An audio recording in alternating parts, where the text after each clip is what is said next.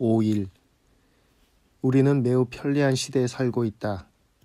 잠시 당신이 들고 있는 책, 앉아있는 걸상, 입고 있는 옷, 먹는 음식을 만드는 과정을 곰곰이 생각하면 당신을 위해 누군가가 오랜 시간 노동을 했다는 데 놀랄 것이다. 편리함을 비난하고 싶은 마음은 없다. 직업과 토지와 농산물을 모두 나눌 수 있는 사회는 이상적인 사회일 것이다. 내 말은 스스로 크게 노력하지도 않고 소유하는 게 많으면 좋지 않다는 것이다. 우리는 나는 내가 원하는 걸 원하는 순간에 가져야 한다라고 끊임없이 생각하는데 이걸 방해하는 기다림, 형편없는 서비스, 기계 고장이 생기면 불평한다. 하지만 우리가 권리를 주장하는 것은 편리함에 익숙해졌기 때문만은 아니다. 무슨 이유든지 그걸 가지는 게 우리의 권리라고 믿기 때문이다. 우리가 드린 게 있고 희생한 게 있고 투자한 게 있으니 내가 바친 게 얼만데 이것쯤은 챙겨도 돼 라고 여기며 모든 혜택을 누릴 자격이 있다는 식이다. 더 나쁘게는 우리는 은혜를 선물로 여기지 않고 내가 받을 자격이 있는 것으로 내가 얻어낼 수 있는 것으로 여긴다. 예수님은 우리에게 하나님이 가치 있게 여기시는 걸 추구하라고 하셨다.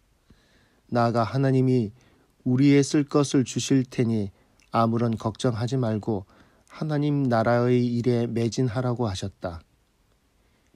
예수께서 자기의 제자들에게 말씀하셨다. 그러므로 내가 너희에게 말한다. 목숨을 부지하려고 무엇을 먹을까 하고 걱정하지 말고 몸을 보호하려고 무엇을 입을까 하고 걱정하지 말아라. 목숨은 음식보다 더 소중하고 몸은 옷보다 더 소중하다. 까마귀를 생각해보라.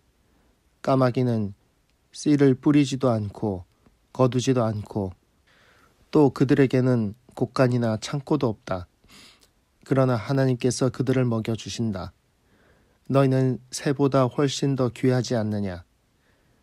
너희 가운데서 누가 걱정한다고 해서 제 수명을 한순간인들 누릴 수 있느냐?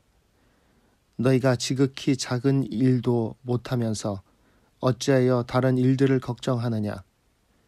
백합꽃이 어떻게 자라는지 생각해 보아라. 수고도 하지 않고 길쌈도 하지 않는다. 그러나 내가 너희에게 말한다.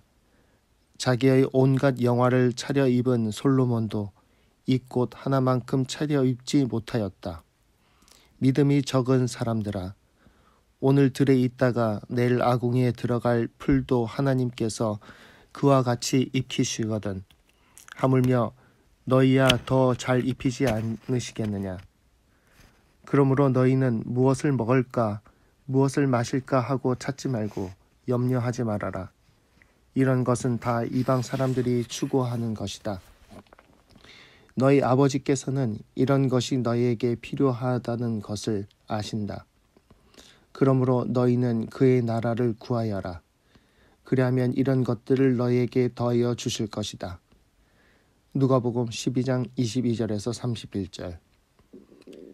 예수님의 말씀을 직접 들었던 사람들도 깊이 뉘우쳤겠지만 우리가 받는 가책은 훨씬 더 크고 깊다. 우리는 생존에 대한 걱정보다 주로 신분에 대한 걱정에 바쁘다. 우리는 먹을 게 부족할까 걱정하지 않는다. 이런 걸 걱정하는 사람은 드물다. 우리가 걱정하고 불안에 떠는 것은 좋은 옷을 입지 못하는 것, 좋은 차를 타지 못하는 것, 좋은 동네에 살지 못하는 것 따위다. 권리 주장이 건강한 영적 생활을 해치는 질병이라면 감사는 약효가 증명된 백신이다. 당신은 모든 일에 감사하는 자세를 갖추기 위해 어디까지 갈 자신이 있는가? 나는 G.K. 체스턴이 한 말을 좋아한다. 우리는 어렸을 때 성탄절에 선물을 양말에 넣어둔 이들에게 감사했다. 그런데 우리는 발을 양말에 넣으면서도 왜 하나님께 감사하지 않는가? 우리가 당연하게 여기는 것들의 목록은 끝이 없는 듯하다.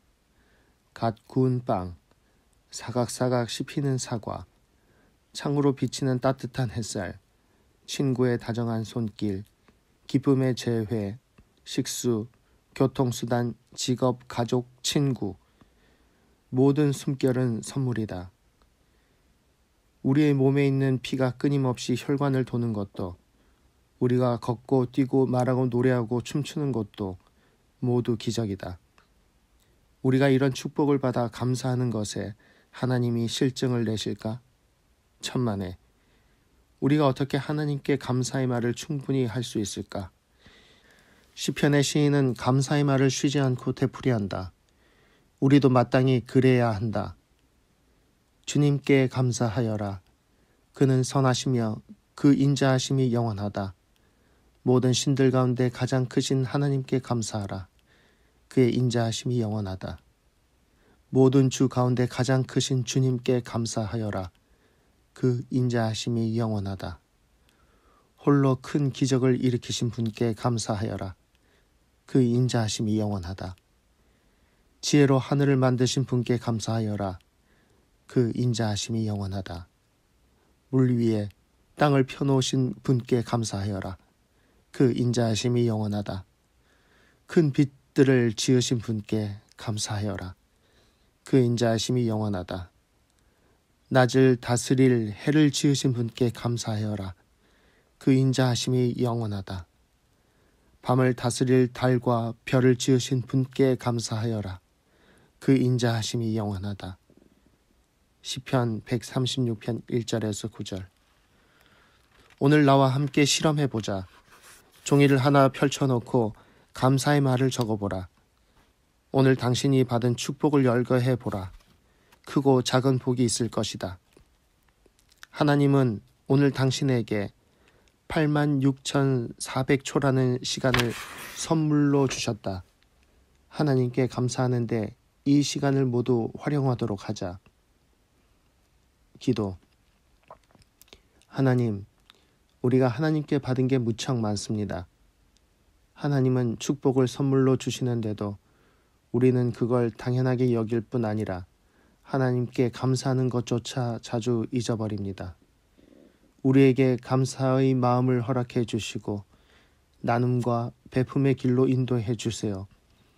따뜻한 햇살, 노력하여 배운 교훈, 숙면으로 얻은 평화, 대지를 살찌우는 빗줄기, 눈을 사로잡는 황홀한 색상, 짭짤하고 달달한 별미의 맛, 비할 데 없이 향기로운 가정, 우리를 아낌없이 사랑하셔서 이 모든 걸 허락하신 하나님, 그걸 알아보지 못하는 우리를 용서해 주시고 오늘 하루 주님의 사랑으로 주님의 곁으로 인도해 주세요. 아멘. 브라질에 사는 페드로. 페드로는 양부모와 이복 형제와 함께 브라질 동부에서 살고 있다. 양부모는 직장이 없지만 간간히 일용직 노동자로 일해서 수입을 번다. 페드로는 집안일을 거들기 위해 심부름도 하고 청소도 한다. 평소에는 옥수수, 콩, 바나나, 닭고기 따위를 먹는다. 페드로는 축구, 장난감차, 이야기를 하며 노는 걸 좋아한다. 페드로는 교회 활동과 성경 공부에 꾸준히 참석하는 훌륭한 학생이다. 위생시설이 열악한 탓에 페드로 또래의 어린이들은 기생충 감염, 천식 등 병치레가 잦다. 페드로의 가족이 날마다 하나님의 임재를 체험하고 하나님의 역사로 마을의 위생시설이 개선될 수 있도록 기도하자.